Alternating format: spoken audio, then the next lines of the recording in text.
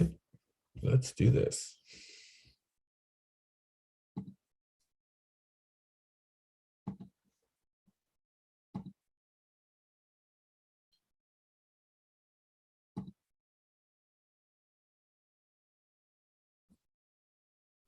All right, welcome to Life Coaching and Transformational Coaching, the best of both worlds and more.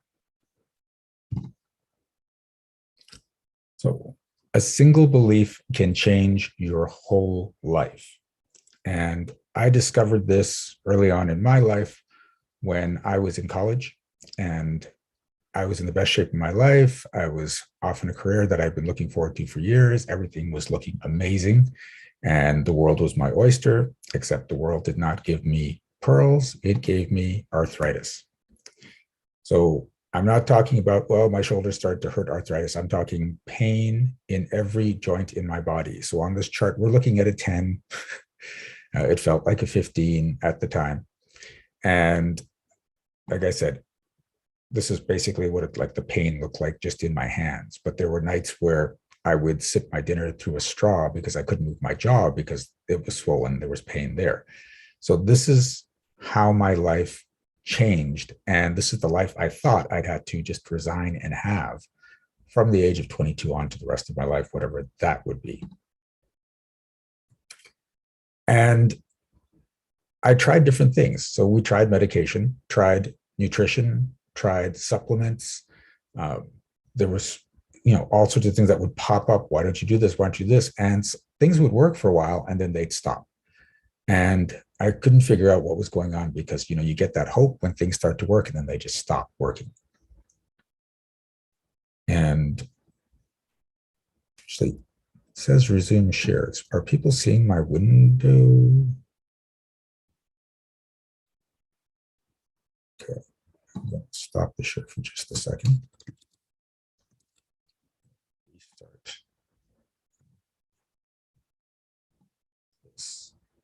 Okay. Is everyone seeing the story?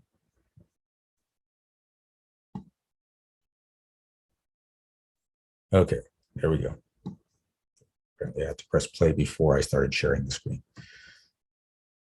All right, so yeah, if you just want to, that's wrong, stop share, back up.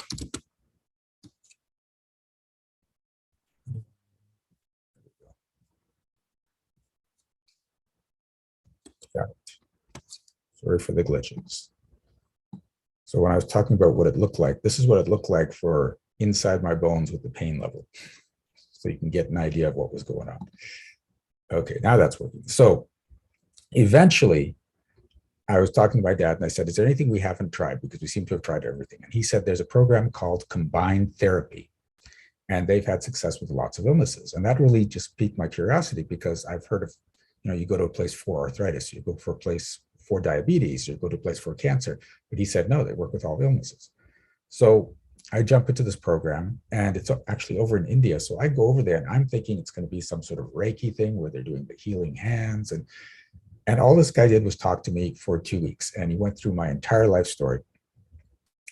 And at the end of the story, he said, so here's the problem, Shiraz. You believe you're responsible for everyone in your life. And I said, no, I don't. He said, I know you don't think you do, but from everything you've told me and what's happened in your life, you've created a belief that you're responsible for everyone in your life. And I said, okay, I know I'm a responsible guy. I don't think I'm responsible for everyone, but anyway, what does that have to do with arthritis? There's no connection there. And he goes, oh yeah, there is, because you don't want to be responsible for everyone. That's just too much work. I said, yeah. And if you're lying in bed in pain, you don't have to be responsible for anyone and you don't have to feel guilty about it. No one can fault you on it. It's the solution to the problem you don't even realize you have.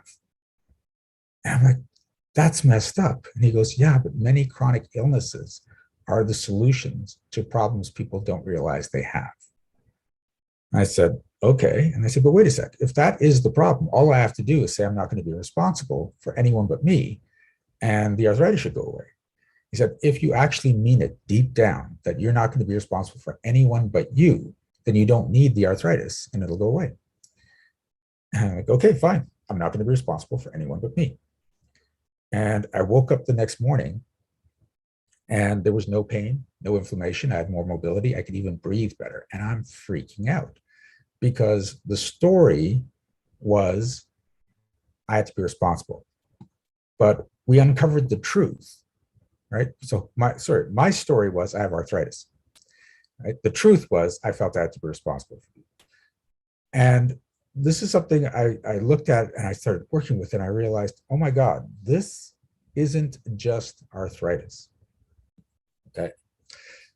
When you discover the story beneath the story, you can actually break free of the actual story. So this is what I'm talking about is a single belief can change your entire life. That one belief, I have to be responsible, changed everything in my life. And there are beliefs in your life that are creating issues that you think are the problems you need to solve. But they're actually solutions to those issues that you're not even looking at. And when you start to actually look at those issues, then the problems that you've been trying to solve that you haven't been able to solve, they go away. So there's three important lessons here.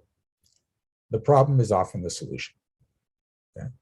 So, and any consistent, it's just like any chronic illness, any consistent problem in your life, any repeating occurrence in your life is a solution. And it seems kind of crazy because, well, how is this a solution? But for example, let's say that your partners always cheat on you, or your partners never get close to you. And you think, oh my God, this is such a problem. I hate this. But earlier in your life, you may have got your heart broken really badly. And you don't want to open your heart up in a big way. So you start choosing partners who you know will cheat on you or take you for granted or treat you in a way that you want to get out of the relationship and never open your heart fully. So you're looking at the problem going, why do I always choose these horrible partners? But the problem is actually, I'm too scared to open up my heart. Or let's say you're trying to make money and you're not making enough money. But you've watched in your family that when people have a lot of money, the family goes after them and says, hey, you should send some our way. You should invest in this person's project. You should, you got to take care of the family when you have a lot of money. And you're like, I don't want to have them doing that to me. So you don't make enough money that they can do that. And consciously, you're like, why can't I make a lot of money? But unconsciously, it's like, there's no way I'm making that much money. I don't want to deal with what the other people dealt with in the family. So the problem is the solution. So, just what I was talking about. If you have lots of money, you have to give it to the family. So you keep from having the money. The other thing is you don't want to see the problem, right?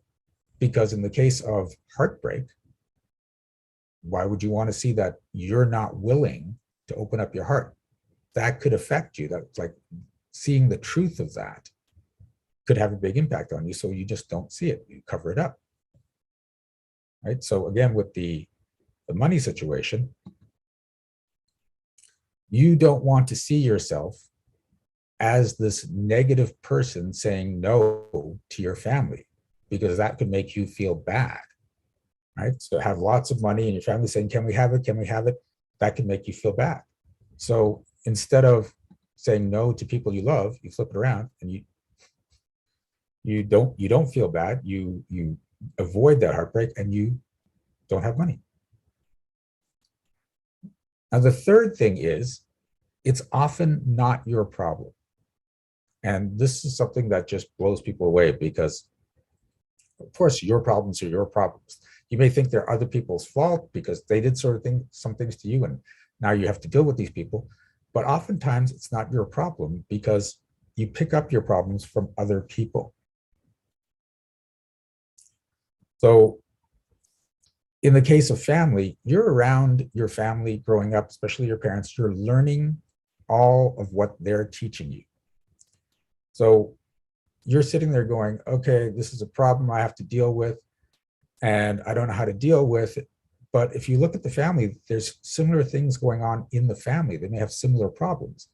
And what happens is one person in the family has a story. So let's say it's your dad, and his story is we've always got to work hard and we're always struggling. You can buy his story. And so suddenly you've got that same story running. And that could have been a story that he bought from his dad, who bought it from his dad. But now it's just become generational. Right? It could be that your mom feels she hasn't done enough with her life.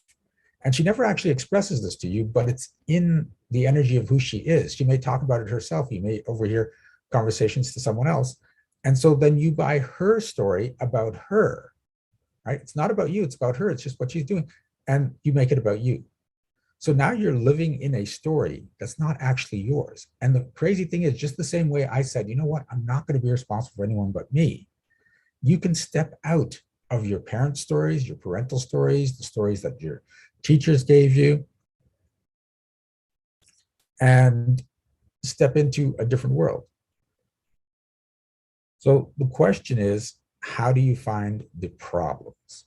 And the solution is you start looking at what is the advantage to the problem you think is the problem. You have to go beyond it and say, okay, I know this is a problem. I know I want more money, or I want more success, or I want a better relationship. But what's going to happen if I get it? And when you start to go down that path, you're going to start to see the little things that are starting to show up that are, okay, well, what if this happens, right? If you ever use the expression, I'd like to have that as long as, the as long as is pointing you towards the problem. I'd like to have a lot of money, as long as people don't think I'm a rich asshole. Well, then you're worried about people thinking you're a rich asshole. You can make sure people don't do it, then you're not going to have money, right? I'd love to have a wonderful relationship as long as my partner doesn't really judge me, right? Or as long as they don't find out some things I'm ashamed of about myself. Well, that as long as is the reason why you can't have the thing you say you want.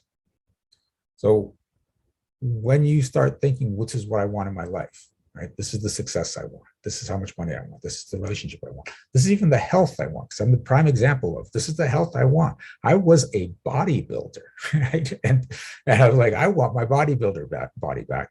And but when I looked at it, it's like, well, if I'm well, if I'm fit, I should be able to help anyone that comes and asks for help. So screw that. This is a lot safer. And that's what it comes down to. It's safety, because you've got the ego inside you, which is creating the voices in your head, and they're always trying to keep you safe, right? And the problem is your ego will do anything and everything to keep you safe, including kill you, okay? And I've seen this happen, and I've worked with some people that they've given their choices straight up. They'll state it, and it becomes so obvious when you hear them say it. Like I had one person say, I'd rather die than go back to that job. And I'm like, those are the two choices you've given yourself? And it's like not even any other choices. A lot of people boil it down to a binary choice. It's this or this, right? I'd rather die than go back to that job. I would rather be poor than have to deal with my family and asking for money. I would rather, when there's all sorts of possibilities. And a lot of it comes down to two major things. Number one, avoiding the judgment of other people. It's just impressive how much people value the judgment of other people. And in order to get the safest judgment, not even the best, but the safest judgment from other people, they limit their lives. And that also comes down to the ability to say no, right? Because if you have to say no to people, a lot of times you feel guilty, and then it comes back to judgment. And being able to say no to things you don't actually want to do creates so much freedom in your life. And you may not think that no is a big problem, but you have to start thinking, who in your life do you not want to say no to? Right? Who do you not want to disappoint? That's going to lead you, again, to the actual problems that are creating what you think are the problems in your life. So it's important to create new beliefs and stories. And in order to do this, you have to let go of the old ones. The problem is most people don't want to let go. Even when you discover what it is, it's hard to let it go, because the problem can be related to people in your life that you love. And that attachment keeps you from moving on. But you have to be willing to let go of anyone or anything in your life that's holding you back or keeping you stuck. And some things seem pretty obvious on the surface, but we've built up these habits over years and years and years that it's hard to let it go. I know people that will watch, they'll go to work, come home and watch 4 to 6 hours of TV. And then they say, I wish life was better. I'm like, well, what if you watch 1 hour of TV and worked on improving your life? But it's like, no, I need that at that time to get over what happened during the day. And I'm like, do you really need 4 to 6 hours of time to get over what happened in that job that you don't like?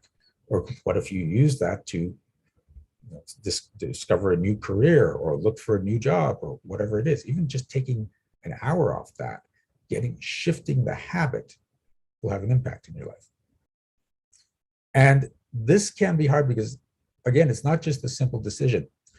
One thing I've learned is that habits aren't just a mental state. They're physically like existing in you. So a habit is created by neurons that build up, and you've got a lot of similar neurons. And so that controls your thoughts and your actions. And in order to break a habit, you've actually got to start dissolving the neurons in your brain. And most people don't know how to do that. And to create a new habit, you've got to grow new neurons in your brain. And that's why they say, it takes basically 30 days to build a new habit. I've heard it as low as 21, and I've heard it as high as 90 days. But the 30-day mark came from an experiment that was going on with NASA. And I love this experiment. Is they were wondering how astronauts would do in really adverse conditions. So what they did was they created these contact lenses that inversed everything. So up was down and left was right when you put these contact lenses in.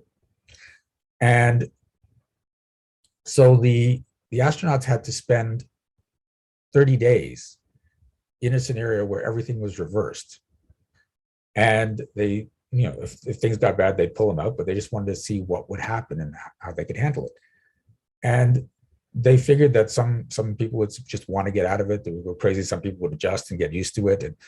And their solution or the results of the experiment was not anything that was listed as possibilities of the results of the experiment. They found out that somewhere between 25 and 30 days, every astronaut's brain had figured out what was going on and reversed the image. So everyone was seeing normally again. Right? So they just didn't care. They had the contacts in, but they looking at the world the way it should be. And that's because that's how long it took to build the new neural pathways to sort out what was going on. And then their brain got in a habit of looking at the world that way. Now, the interesting thing is, if they took out the contacts for 1 day, anywhere within that 30 days, it reset the cycle, and they had to start from the first day again. They just undid all the neural patterning. And so this is the problem when you're building habits, is that when you remove that element, that habit element that you're building, you have to start from scratch. It's like, you call Amazon and say, I'd like my package. And they say, okay, it'll be there in 25 to 30 days. And then you're waiting, and it's like day 15. You're like, it's not here. I'm tired of waiting for this. This is taking too long. And you call them, you cancel the order, and you order a new one, hoping that'll get there sooner. And you start the process again. And the package never arrives. So this is why it's important not only to build the new habits, but to continually break the old habits. And this is one thing that I specialize in, and this is what I found with a lot of people, is you can dissolve a whole bunch of neurons in a moment, which is what we're going to do with some people this morning. I'm going to work with 2 people, and we're going to shift their beliefs. And in that shifting the beliefs, we're actually going to dissolve neurons in the brain. And for some people, this is all you need, and it works, and your life changes. Just like with me and the arthritis, there was a key belief that I got rid of, and everything changed. But for other people, the clump of neurons is so big and it's attached to so many things, you have to remove a belief and then remove another belief and remove another belief. And if you don't do this on a regular basis, those can build back up and you're back where you started. If you've ever been to a transformational event, like a big transformational weekend, like a Tony Robbins thing, and you go there and you're having this incredible time and you're having all these revelations and things are changing, and you come out and you're like, oh my God, that was so transformational. I love that. And that's going to change everything in my life. And for a while it does. But then you see the changes start to wear off and you're back where you started. Then that's because you took care of some of the neurons, but not enough. And everything just sort of rebuilt. So actually throw a yes in the chat if that's ever happened to you, where you've gone through this big thing that you thought was a big transformation. And then after a while, it's just like the transformation's gone. What happened? There we go. Yeah, here come the yeses. So this is what I found, is that you need that consistent change and you need the tools to do it. Now, some of the tools you can do on your own. There's tools I've been using for years that have helped me to create new neural pathways and allow me to get into less reaction when things happen and allow me to move forward and stay in this sort of stable, happy, positive state. But there's also times where I need people to help me because there's a belief I can't see, right? It's just like I'm seeing the problem, I'm looking for the solution, but the thing about your ego is it tries to hide the solution from you because it's trying to protect you. It's like, no, you can't look at that. That's going to change your entire world. And although ultimately it changes your world for the better, your ego's still like, no. If I change the world, everything's going to go to hell. People will attack me. People will hate me. I may get hurt. And so I'm going to make sure I distract you from the actual beliefs you need to change. Okay. So how do you navigate the coming storm in your life, or the current storm that is your life? And we're actually way ahead. I'm going to stop the share right now. Oh, look at this. So many people arrived since I started. Okay. So to spotlight myself. There we go. So what I'm going to do now is show you how this works and show you how quickly and often powerfully beliefs can change in a moment when you're willing to look at them. So I'm going to work with a couple people that are here. And I'm going to stop the streaming when we do that. So, but what we're going to do is we're going to have a conversation. And when I talk to you, I can tell if your conscious beliefs match your unconscious beliefs. So I know whenever you're lying. And I don't care if you're lying to me, I care if you're lying to you. So what's going to happen is we could have a conversation, and the person I choose, let's say it's Dora, says, well, Dora's like, well, just what you're talking about. I have a problem with not making enough money. And I'll say, okay, Dora, let's find out. Do you actually want to make money? And she'll say, yes, I want to make money. I'm like, it's not coming up true. Let's find out why you don't want to make money. And then we'll start having this talk, and I'm going to look at the truths and the lies, and it's going to come. I'm going to end up asking her a question like, Dora, from what we've talked about, it sounds like you had a lot of money at some point and you lost it, and you're still feeling shame about that incident. So you don't need to feel shame about that incident. And you can make more money and not worry about that happening again. Because right now what's happening is you think if you make the money, what if you lose it again? Will you feel that shame all over again? And feeling that shame is the worst possible outcome for you. So you're trying to avoid the worst possible outcome. And your subconscious goes, well, the easiest way to make sure I don't feel shame for losing money is to never have enough money that I feel shame for losing it. But consciously, Dora's like, why can't I make money? So when we get to that belief, I'm going to say, Dora, are you willing to destroy that belief? And if she says yes, then the belief actually gets snuffed out in the moment, but it has to be a real yes. I can sense if it's not a real yes. Okay. I may ask, Dora, are you willing to step out of the story? A story is a repeating belief. Like, this always happens to me. Every time I do the story of my life, if we recognize there's a story there, I'm going to say, Dora, are you willing to step out of the story? If she says yes, and she means it, the story shifts. Those neurons get destroyed right then. Now, the cool thing is when I'm speaking with Dora, if anyone else here has the same story, then when I say, Dora, are you willing to destroy that belief? You can say, yes. And if you really mean it, it's going to shift for you. You're going to dissolve those neurons yourself. Okay. And it doesn't have to be an exact match. So it could be that when we're talking to Dora, Dora's belief is, well, I can't make more money than my dad. And you may be thinking, oh my God, I have the same belief about my mom. And so Dora's limiting her money flow to whatever her dad is making or less. And you could be doing it for your mom, your cousin, or a person you admire. I used to do that for one of my mentors. I would always keep my price under my mentor because she taught me stuff. And it wasn't until someone said, but sure, as you've grown past that particular mentor, you can charge more. Then I went, oh my God. And then I just upped my prices and it just improved my business.